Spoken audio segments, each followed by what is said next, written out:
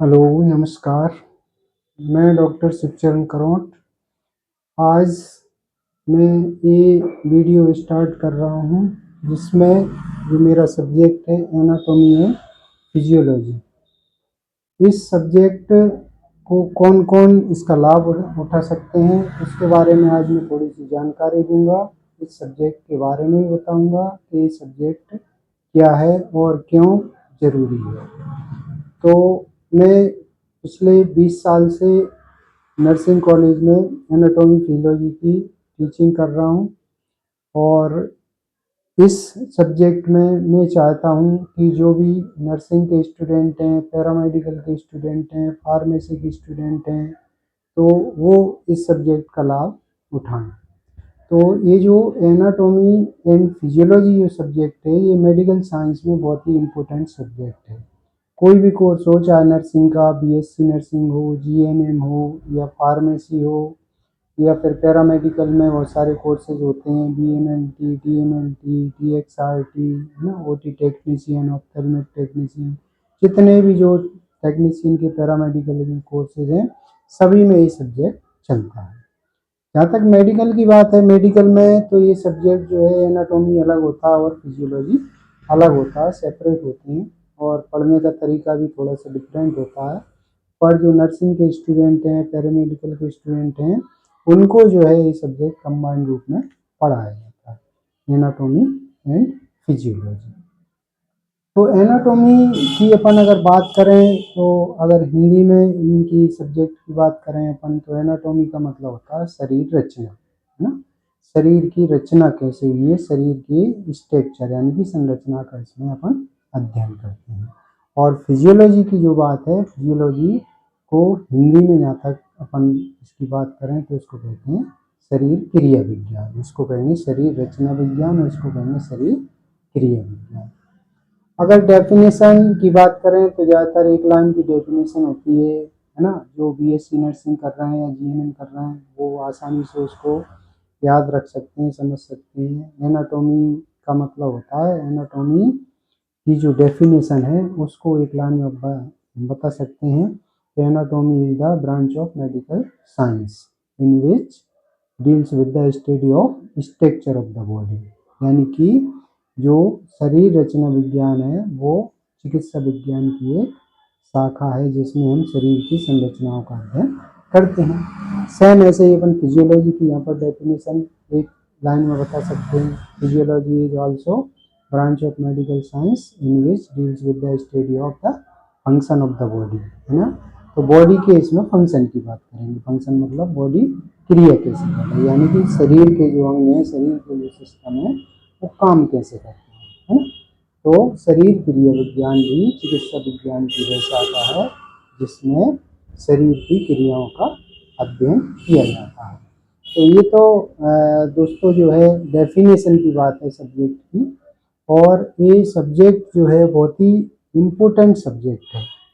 जब medical science में अपन जाते हैं, चाहे नर्सिंग साइंस की बात करें या पैरामेडिकल साइंस की बात करें, तो वहाँ जितने भी जो सब्जेक्ट पढ़ाए जाते हैं वहाँ पर ये सारे सब्जेक्ट की एक नींव है, आधार है। यानी कि इस सब्जेक्ट को अगर अपन ने पढ़ लिया तो सारे सब्जेक्ट ईजिली रहेंगे। यानी कि आधार अगर अपन को बनाना है साइंस के अंदर तो एनाटॉमी फिजियोलॉजी को समझना बहुत ज़रूरी है।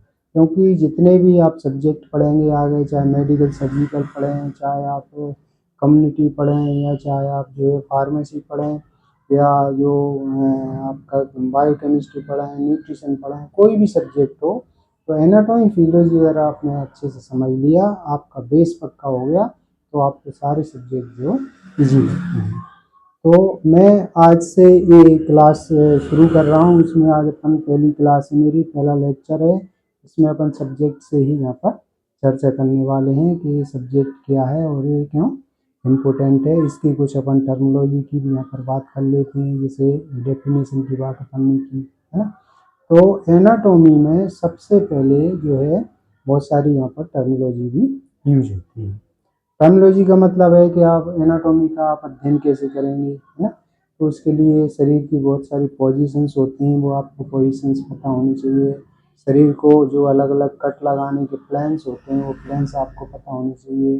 बॉडी के अंदर कौन कौन सी कैविटीज़ हैं, उन कैविटीज़ में सारे ऑर्गन फिट रहते हैं, है ना। तो ये कुछ यहाँ पर टर्मिनोलॉजी अपन बात करेंगे इसमें। तो सबसे पहले बात करते हैं positions of the body. Positions of the body. देखिए बॉडी की जो पोजीशन है, उन पोजीशन को समझ के ही अपन उसकी संरचना को अच्छे से समझ सकते हैं और उसके कार्य करने के ढंग को भी अपन समझ सकते हैं। तो सबसे पहले जो पोजीशन इसमें बॉडी की रखी जाती है वो है कि शरीर बिल्कुल सीधी स्थिति में खड़ा रहे। सीधी स्थिति का मतलब है कि बिल्कुल इस तरह से सामने की आगे की ओर देखते हुए दोनों हाथ दोनों साइड में लटका दें। तो इस पोजीशन को कहते हैं एनाटॉमिकल पोजीशन। तो इस स्थिति में बॉडी को, ह्यूमन बॉडी को खड़ा करके अपन इसका अध्ययन कर सकते हैं। दूसरी अगर अपन पोजीशन की बात करें तो एक पोजीशन ऐसी होती है कि शरीर को अपन लिटा दें। जैसे ये टेबल है, टेबल पर को चित्ता लिटा दिया। चित्ता लिटाने से मतलब उसका फेस अपन ने ऊपर कर दिया, दोनों हाथ दोनों साइड में लिटा के उनकी हथेलियों को ऊपर कर दिया, तो सीधा लिटा दिया। सीधा जो लटा दिया उसको कहते हैं अपन सुपाइन पोजीशन। तो दोस्तों सबसे पहले कौन सी थी? Anatomical position. एनाटॉमिकल पोजीशन, ठीक है। सेकंड जो है वो है सुपाइन पोजीशन, है ना। अब जो सुपाइन पोजीशन है इसी को अपन ने जो है ना पलट दिया मतलब उसको जो बॉडी थी, ह्यूमन बॉडी, उसको उल्टा कर दिया। उल्टा कर दिया मीन्स उसका फेस जो है नीचे की तरफ कर दिया। फेस नीचे की तरफ कर देंगे तो सुपाइन का उल्टा हो जाएगा प्रोन पोजीशन। तो इसको क्या कहेंगे? Prone position. Prone position. और क्या कर सकते हैं? शरीर को आप जो सीधा लिटाया था, सुपाइन पोजीशन में लिटाया था, उसको आप दोनों साइड में टर्न कर सकते हो, यानी कि राइट साइड भी टर्न कर सकते हो और लेफ्ट साइड भी टर्न कर सकते हो। जो लेफ्ट साइड में या राइट साइड में जब टर्न करते हैं तो उसको कहते हैं लेटरल पोजीशन।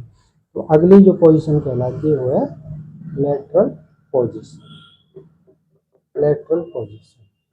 और एक पोजीशन होती है जो केवल डिलीवरी के समय पर फीमेल में इसका यूज़ किया जाता है। डिलीवरी के समय पर वो होती तो सुपाइन पोजीशन ही है, पर वो टेबल की किनार पे जा करके अगर उसके दोनों पैरों को अपन मोड़ दें, फ्लेक्स कर दें, तो फिर वो पोजीशन का नाम बदल जाता है। वहाँ उसको कहते हैं लिथोटॉमी पोजीशन।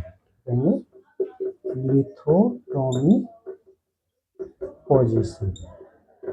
लिथोटॉमी पोजीशन। तो ये जो है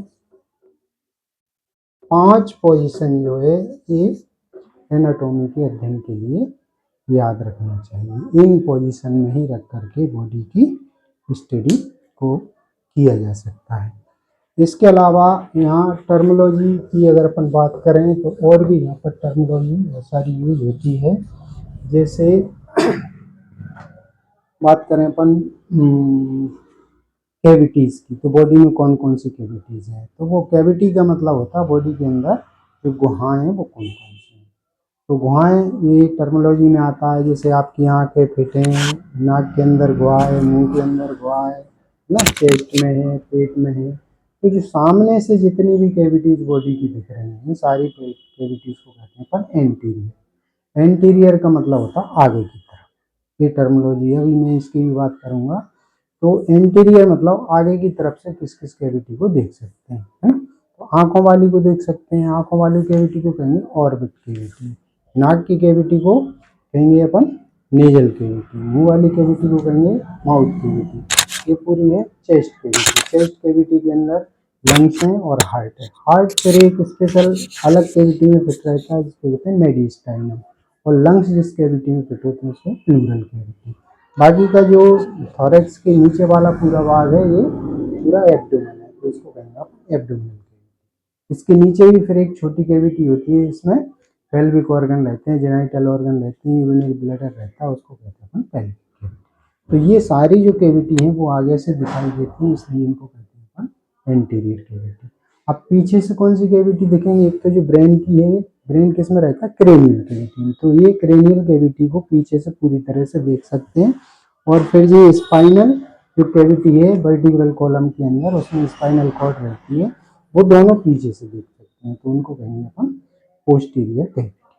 तो इस तरह से ये कैविटीज़ के शुरू में टर्मिनोलॉजी में आपको नाम पता होने चाहिए, इससे कि पता रहे कि कौन से ऑर्गन किस कैविटी में, जो मेन वाइटल जो ऑर्गन है वो कहाँ कहाँ पर फिट है।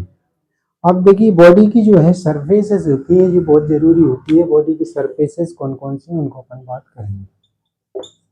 सरफेसेस ऑफ द बॉडी या सरफेस, देखिए आगे अभी मैंने कहा था एंटीरियर कैविटी। एंटीरियर कैविटी मतलब आगे वाली सरफेस को कहेंगे अपन एंटीरियर सरफेस। Anterior surface. ऐसे अब पीछे वाली सरफेस, पीछे भी पूरी एक सरफेस बन गई। बैक में बैक वाली जो सरफेस है वो पीछे की तरफ है, तो उसको कहेंगे अपन पोस्टीरियर सरफेस। पोस्टीरियर सरफेस, ठीक है, दो हो गई। अब अगर अपन ऊपर की स्टडी करते हैं, ऊपर मतलब टॉप पर, तो इसको कहेंगे अपन सुपीरियर सरफेस। ये कहेंगे सुपीरियर सरफेस। सुपीरियर सरफेस, ठीक है।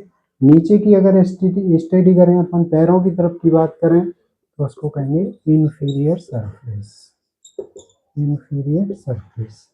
तो ये आगे हो गया, पीछे हो गया, ऊपर हो गया, नीचे हो गया। अब देखिए हाथ में बहुत सारी सरफेसेस बनती हैं। देखिए आगे की तरफ एंटीरियर हो गई, पीछे की तरफ पोस्टीरियर हो गई। इसको डोर्सल वेंट्रल भी अपन कह सकते हैं। पर यहाँ दो सरफेस और बनती हैं, एक बॉडी से बाहर की तरफ बनेगी, एक बॉडी से अंदर की तरफ। तो जो बॉडी से बाहर की तरफ बनेगी उसको कहेंगे अपन लेटरल सरफेस। Lateral surface. और जो अंदर की तरफ बनेगी मिड लाइन की तरफ, उसको बॉडी की जो है सरफेसेस है, इन सरफेस के अकॉर्डिंग भी अपन बॉडी की स्टडी करते हैं।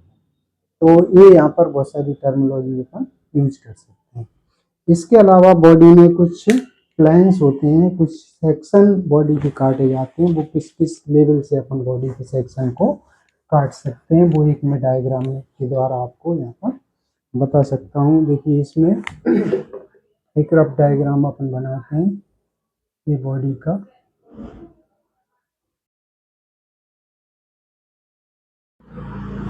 ये देखिए ये हेड बनाया मैंने, ये माउथ और ये नेक, ये हाथ, ये चेस्ट, ये एब्डोमेन और ये दोनों लेग। अब देखिए इसमें बॉडी में अपन किस तरह से कट लगा सकते हैं, सेक्शन कैसे काट सकते हैं। एक तो अपन बॉडी को जो है बिल्कुल बीचों बीच में काट सकते हैं। ये देखिए मैंने बॉडी को बीच में एक कट लगाया, बॉडी दो पार्ट में डिवाइड हो गया। कहाँ पर लगाया, ये बिल्कुल बीचों बीच मिड में। इस लाइन को कहते हैं अपन मिड लाइन। मिड लाइन से जो सेक्शन काटते हैं उसको कहेंगे अपन mid sagittal plane. Mid sagittal plane. अब कई बार इसके पैरेलल और सेक्शन अपन काटने की जरूरत पड़ सकती है, मतलब अपन यहाँ से भी एक कट लगा सकते हैं और यहाँ से भी। यहाँ सजाइटल की, मिड सजाइटल के बिल्कुल पैरेलल अगर अपन कट लगाएंगे तो उसको कहेंगे parasagittal. Parasagittal plane. Parasagittal plane. इसके अलावा बॉडी को अपन आप ऐसे में भी काट सकते हो। ये कैसा हो गया, हॉरिजॉन्टल, जिसको अपन हॉरिजॉन्टल भी कहते हैं और ट्रांसवर्स भी कहते हैं। हॉरिजॉन्टल और क्या कह सकते हैं, ट्रांसवर्स। ट्रांसवर्स हॉरिजॉन्टल और ट्रांसवर्स। कई बार बॉडी में ऑब्लिक यानी कि तिरछे में भी कट लगाने की जरूरत पड़ती है इस तरह से। तो जो तिरछे जितने कट लगाए जाते हैं उनको क्या बोलेंगे अपन, ऑब्लिक। Oblique plane. तो ये कुछ बॉडी के प्लान होते हैं। एक प्लान ऐसा भी इसमें लगा सकते हैं कि अपन बॉडी के इंटीरियर पार्ट को अलग कर दें और पोस्टीरियर पार्ट को अलग कर दें। तो वो कैसे दिखेगा, वो एक्चुअली इसमें अपन गर्दन को हटा करके उसको अपन समझ सकते हैं कि प्लेन से कैसे अपन उसको काटेंगे। मान लीजिए यहाँ से अपन को काटना है, बॉडी के आगे वाले पोर्शन को अलग करना और पीछे वाले पोर्शन को अलग करना है, तो अपन यहाँ कट लगाएंगे। इस तरह के जो प्लेन कटते हैं उनको बोलते हैं अपन कोरोनल। कोरोनल प्लेन, ये कोरोनल। तो ये बॉडी में कुछ सेक्शन है, बॉडी के कुछ प्लेन है, जिनको काट करके अपन इनकी स्टडी की जा सकती है। तो दोस्तों आज की वीडियो में मैंने सब्जेक्ट के बारे में बताया, कौन कौन इसका लाभ उठा सकते हैं, किस किस को सब्जेक्ट पढ़ना चाहिए, सब्जेक्ट की क्या क्या डेफिनेशंस होती हैं, और शुरुआत में कौन कौन सी अपन इसमें टर्मिनोलॉजी समझ सकते हैं, उन टर्मिनोलॉजी की नेक्स्ट क्लास में, नेक्स्ट लेक्चर में इसमें ह्यूमन बॉडी जो है वो कैसे बनी है, ऑर्गेनाइजेशन, यानी कि बॉडी का ऑर्गेनाइजेशन कैसे हुआ है, जी आपको मैं नेक्स्ट वीडियो में बताऊंगा। बहुत बहुत धन्यवाद।